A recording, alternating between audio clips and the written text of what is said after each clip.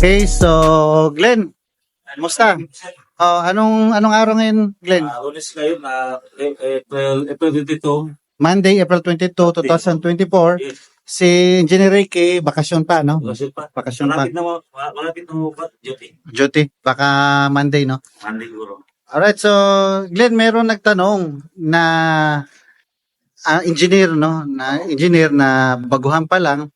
Tapos, ano rin yung mga sa construction na dati na ginagamit, pero ngayon hindi na masyado. Ngayon hindi na ako siya. Dati yung mga cornisa. Yung cornisa. Yung cornisa. Dati, Yung ito. Yung mga tables was out. Kasi yung isa-isay natin. Una, yung cornisa. cornisa. Yung pinaka mga molding. Molding. Merong plaster of Paris, may kahoy.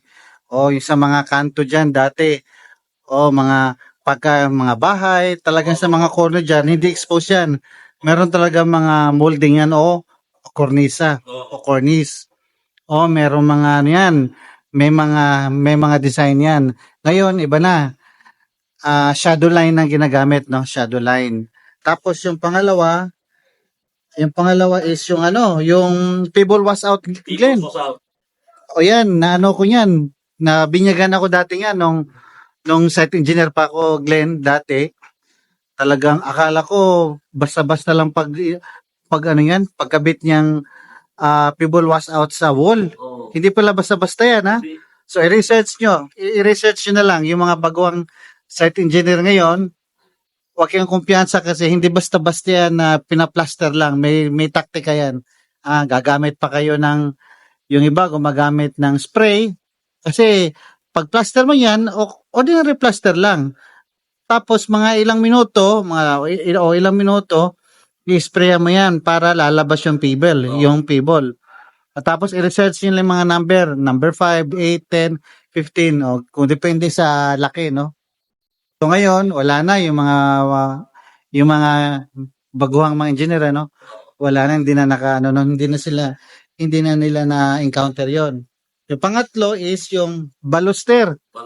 Dati talaga, lahat ng bahay, basta kahit di second floor. Diba? Yun ang mga pangarap dati, diba? Baluster. Dati rin, nung site engineer ako, akala ko basta-basta lang kinakabit yan.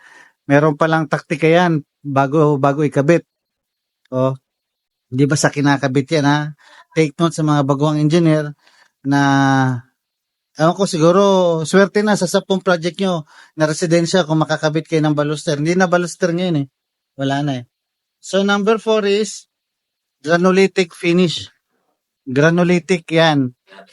Si safety. Si safety pa rin. Walang cut-cut to, ha? Sige, daan ka muna, safety. Daan ka muna. Daan ka muna. Yung pangatlo, pangapat. Granulitic finish. Sabihin nun, granulitic marble chips. Na-experience ko yun sa eskwelahan. Sa eskwelahan dito sa Cebu, sa University of San Carlos, no? Shoutout sa mga taga University of San Carlos, TC, Talaban Campus, sa CAFA building nila, yung pinaka-original na CAFA building nila, building 1. Doon, meron napakalaking doon. Yung flooring nila doon, granulitic marble chips. Tapos may mga edging pa na bronze yun. Nandun yung basta yun eh. College of Arts and College CAFA College of Architecture and Fine Arts. Kaya sinabing CAFA. Andun. First time ko na-experience doon. After which, wala na. Hindi ko na uli na subukan. Ang tagal na mga 2000. Sabihin natin mga nasa 2004 yun, 2005. Ano na ngayon? 20 years ago ba? Tapos, 5, Mactan Stone. Yan, Mactan Stone. Napakauso dati sa Cebu yan. Kaya nga kasi Mactan, kasi dito galing sa Mactan, di ba? Angat ka, social ka dati pagka yung cladding mo, kasi yung cladding mo, Mactan Stone. Ewan ko kung nakaisang experience din ako yan, pero pagkatapos hindi ko na Adobe. Eto, hindi ko to na-experience nung nagtatrabaho na ako, nung site engineer na ako, hanggang ngayon hindi ko pa na-experience. Na-experience ko lang nung bata ako. Siguro mga grade 3. Grade 3, nakikita ko lang yung Adobe, Glenn, ang bigat. Tsaka walang butas. Walang butas. Naabutan ko lang, no? Naabutan ko lang nung grade 3 ako, grade 4, ganun. Kasi sa may kapitbahay namin, may kinakabit pang Adobe.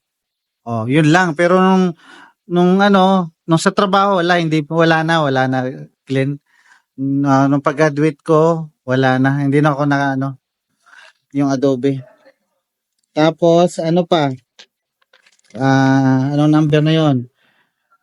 Cornisa. Yun lang, 'di ba? Yun lang ang palagi natin nakikita dati. Na ngayon, wala na, no?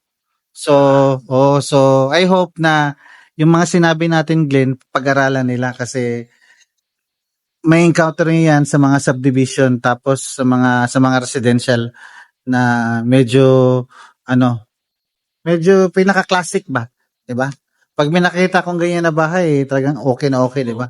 Hindi siya futuristic. Okay, so Safety Warren, okay na, ha? Meron kayo sa shoutout dyan? Shoutout ni si Ricky Ting. Sir Ricky, nagbakasyon. Nagbakasyon pa eh. Baka Lunes, babalik yun. Sige. Pumunta ng tawag yan, Boracay. Boracay, oh.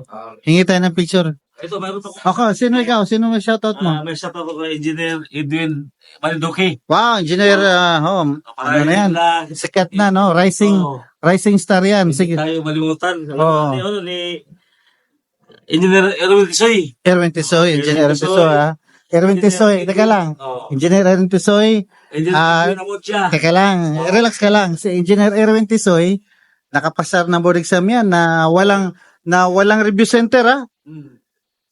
Yun yung site engineer, sabi niyo si Engineer Erwin Tisoy, site engineer ko dati yan. Habang nagtatrabaho kami, nag-review, self-review. Oo. Tapos nag-leave lang ng 2 buwan yata.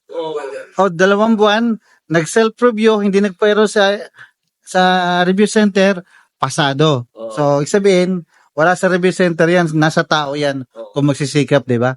Okay, sino pa yon? Sino pa engineer dyan? Engineer Edwin Amotya. Engineer Edwin, Engineer Edwin Amodja. Oo. Yan, masipag din na yan, na bata yan. Okay, sino pa? Lalo na Yung sa Japan, Nasa Japan. si Engineer sino? Si Engineer Gisnel. Ayeng. Gisnel Rayeng, Sa regards dyan.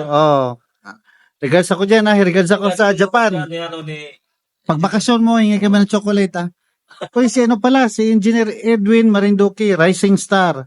Oh. Sumisikat na structural designer dito sa Cebu and Mindanao. Okay? Okay. Sige, yun lang ha. Sige. Okay, bye-bye. Approve.